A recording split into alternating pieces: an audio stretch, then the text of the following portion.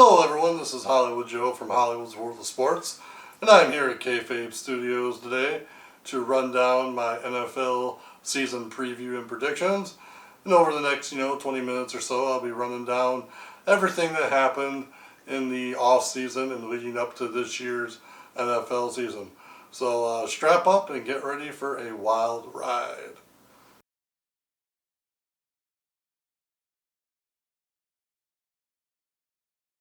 This year, this NFL offseason was a really crazy offseason. It almost reminded me of an NBA offseason. Stuff is always in the news. The NFL, much like the NBA, dominates the sports news, even when the season is not happening.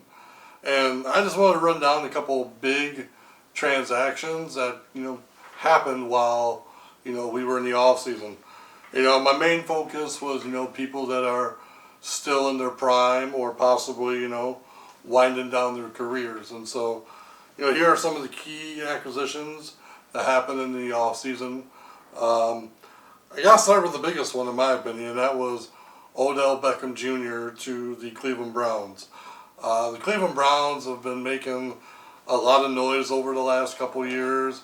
They've added some very, very good players.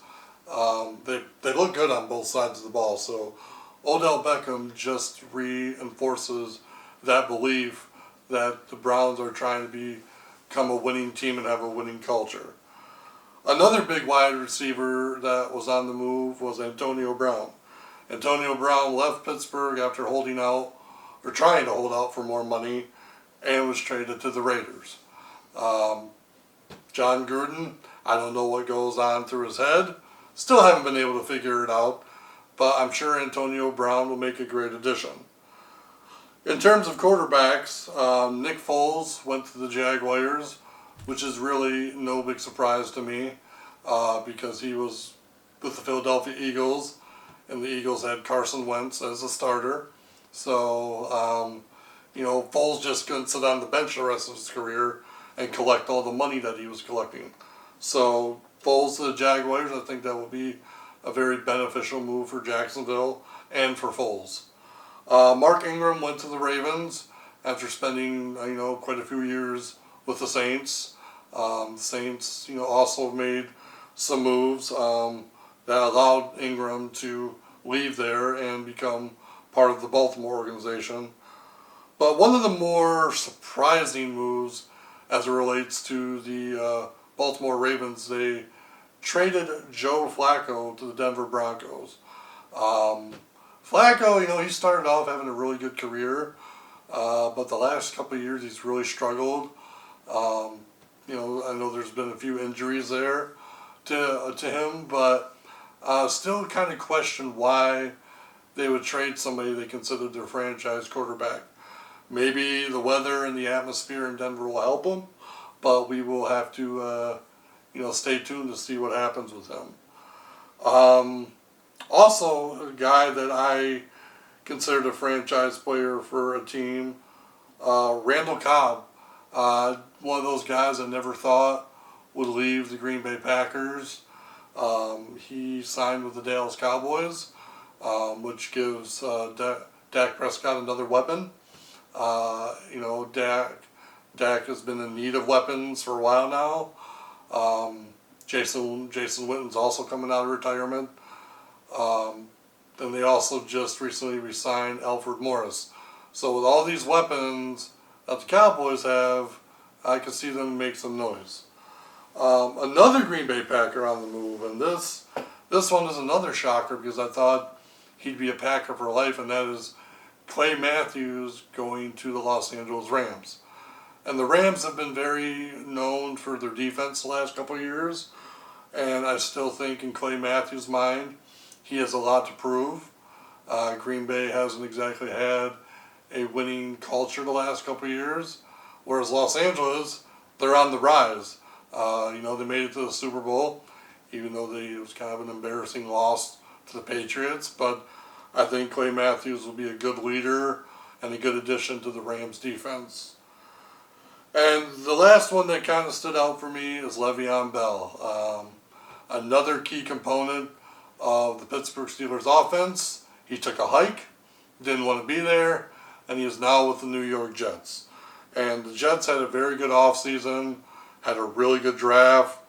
I look for them to really start stepping up and challenging for that division. They have a good young nucleus in front of them. So, the Jets, be on the lookout for the Jets. So, those are the real big moves that really stood out to me in this offseason in the NFL.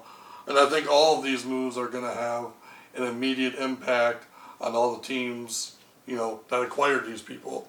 So, with like guys with like Odell Beckham and Antonio Brown, I think you're going to see an immediate impact made for their respective teams. So be on the lookout for those guys and see how the cultures change with the teams that they went to.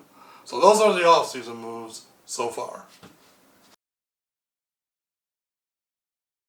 So going through the schedule, I looked at all 17 weeks. We could talk about a lot of games. There's always a lot of marquee matchups in the NFL. But I don't want to spend hours and hours wasting your time talking about every single one. So there's 4 that for some reason just really stood out to me. I want to run through them real quick. The first one takes place in week 2 on Monday Night Football. And that would be the Cleveland Browns versus the New York Jets. Both teams have young quarterbacks, young nucleus, a core of players. They made really great moves in the offseason. And, are they playoff bound? I don't know. I can't answer that. Do I think they're within a couple years of being playoff bound? Absolutely. Baker Mayfield versus Sam Darnold, I think is going to be one of the best quarterback matchups you see this season. Obviously, the Jets' offense has improved with their acquisitions, and the Browns' offense has definitely improved with their acquisitions. So that is one game I would definitely be tuning into. And then 2 weeks later in week 4, on Sunday Night Football, some people might be shocked by this, but I think the Cowboys versus the Saints is also going to be an incredible game. Drew Brees is a gunslinger, always has weapons behind him. New Orleans isn't really known for their defense. So, with that being said, the Cowboys are also probably going to put up a lot of points. Dak has Ezekiel Elliott, Alfred Morris, the unretired Jason Witten, Randall Cobb. Dallas really improved themselves in the offseason. And so I think for that, the Cowboys and Saints is going to be a really fun game to watch. Then 1 week later, and this is the game I've been looking forward to since last year, and that is the Bears versus the Raiders. And the reason I say that is because last year, John Gruden, good old Chucky, traded Khalil Mack to the Bears. And when that happened, Khalil Mack went on a tear. And it really made a lot of people, including myself, question John Gruden's sanity or insanity.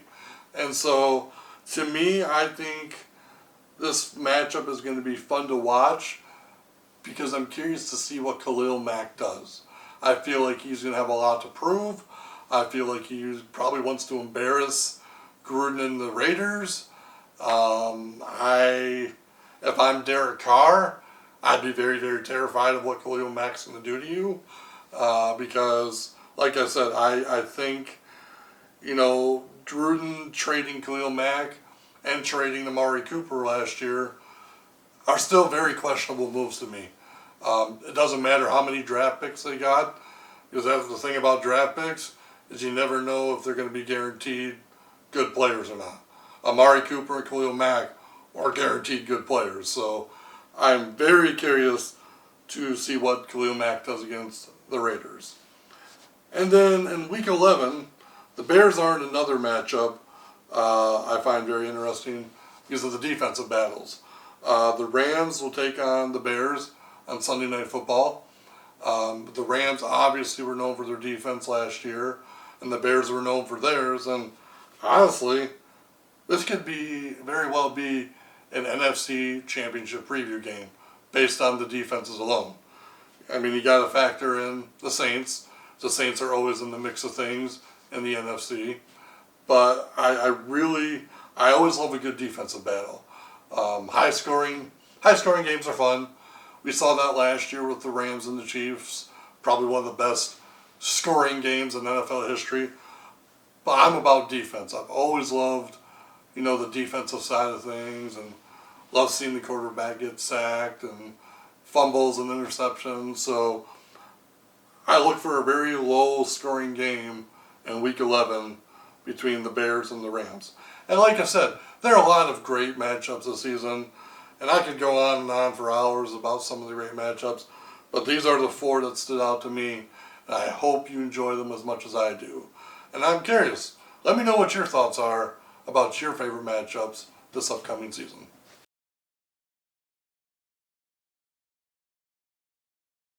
So this comes to be my favorite part and the hardest part, because I spent a lot of time, digging through each team, seeing who they drafted, seeing who they acquired in free agency. Predictions aren't easy. And honestly, 90% of the time I'm usually wrong about them anyways, but I still got to go out on a limb. So I'm going to start with the AFC. In the AFC East, got to go with the Patriots. Until they're knocked off their throne, I mean, how can you bet against them? Bill Belichick and Tom Brady are one of the greatest coach-quarterback combinations in the history of the game. I don't like admitting that, but you can't bet against the Patriots. So that's kind of a foregone conclusion. The AFC North, I'm jumping on the bandwagon, people. I think the Cleveland Browns are winning the North. And people might look at me like I'm insane. That's because I am. The Steelers lost their two key components. I think losing Le'Veon Bell and Antonio Brown has really hurt them. The one good tight end they did have, and Jesse James, he took a hike. And Ben Roethlisberger's career is winding down, people. I think without these weapons, he's not going to be effective like he has been in the past. And the Browns, like I said, the Browns are building that winning team. They're building that winning culture. And I really, like I said, I'm going on a limb with this one and jumping on the bandwagon. And I think the Browns are going to take the North. In terms of the AFC South, that division's always up for grabs. But I got to go with the Colts. And a healthy Andrew Luck is an unstoppable Andrew Luck. And again, it's all about draft picks and acquisitions and free agency. And the Colts definitely got better. Andrew Luck, he's had injuries the last couple years of his career that kind of had derailed the Colts' momentum. But with Andrew Luck being healthy, having weapons, having a good defense, I think the Colts are definitely taking the South. Now, in terms of the West, I cannot bet against last year's MVP and Patrick Mahomes. I think the Chiefs, even though they lost a couple of good players, they added a couple of good players on top of it. And Patrick Mahomes, I think he's going to have another great season. I think he's going to put up a lot of numbers, throw a lot of touchdowns. I really don't see anybody in the West that can catch them, maybe except the Chargers. I could see the Chargers being a wild card in the playoffs, but I think right now the Chiefs have a stronghold on the AFC West. Now we go over to the NFC East. I brought up some of the acquisitions that the Cowboys made. I think the Cowboys look really great on paper. I got to go with the Cowboys. I think America's team finally needs to get back into the playoffs and make America happy. I think Dak Prescott, he had a sophomore slump, so to speak. I think he's going to be good. I think having Ezekiel Elliott and Alfred Morris In the backfield is going to be good. Jason Witten, I don't know what he can contribute. Don't know what kind of shape he's in. But we'll see. I think adding Randall Cobb, having Amari Cooper there, I think the receiving core is going to be outstanding. Like I said, you have the Giants, who really aren't going to have a future until Eli Manning's gone. Philadelphia is hit or miss. The Redskins, like I said, I think the Cowboys positioned themselves to win this division. In the NFC North, the Bears, got to go with it. Packers, other than Aaron Rodgers, who do they got? Randall Cobb's gone. Jordy Nelson's been gone. Rodgers does have Danica Patrick. Maybe she can light a fire under him. Then the Vikings. The Vikings have a good offense, but I think the Bears' defense is going to win out against everybody. And then I don't even know why I'm bringing this up in the conversation, but the Lions. Really? Is it even really a guess? If anybody's picking the Lions to win the division, they might be more insane than I am. Come on, people. So yes, the Bears. NFC South. Well, NFC South people, I'm not going to be biased. I'm going to be objective.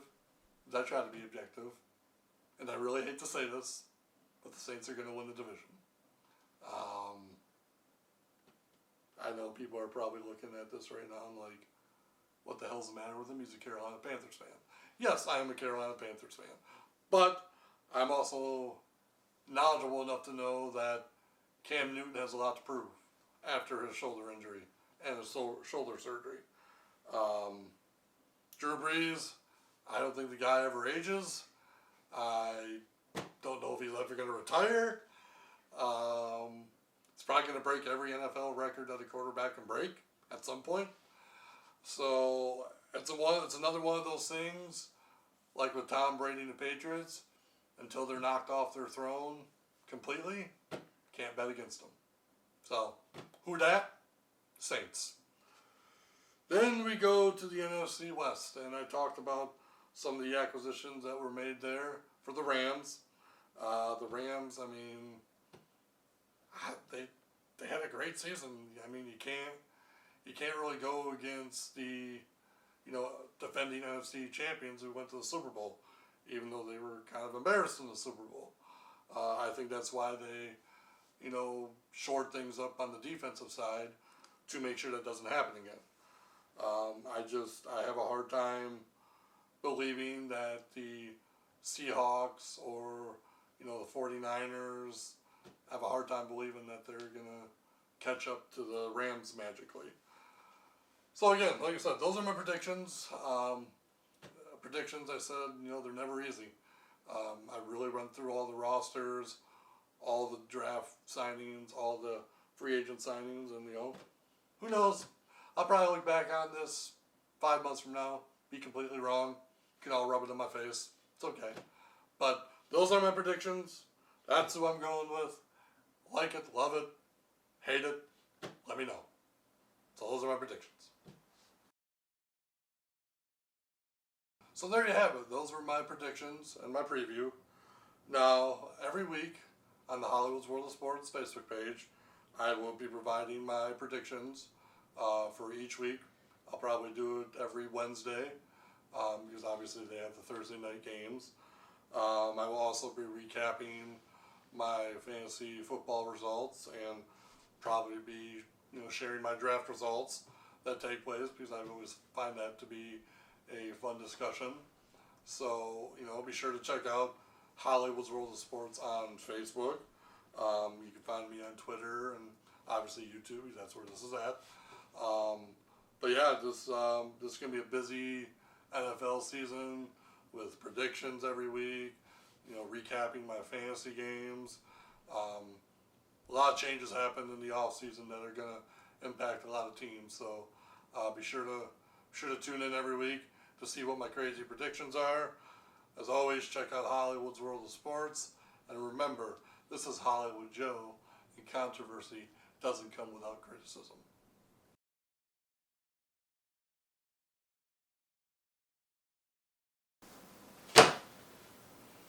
I hope to anyone who plays the Carolina Panthers, I hope they kick your ass.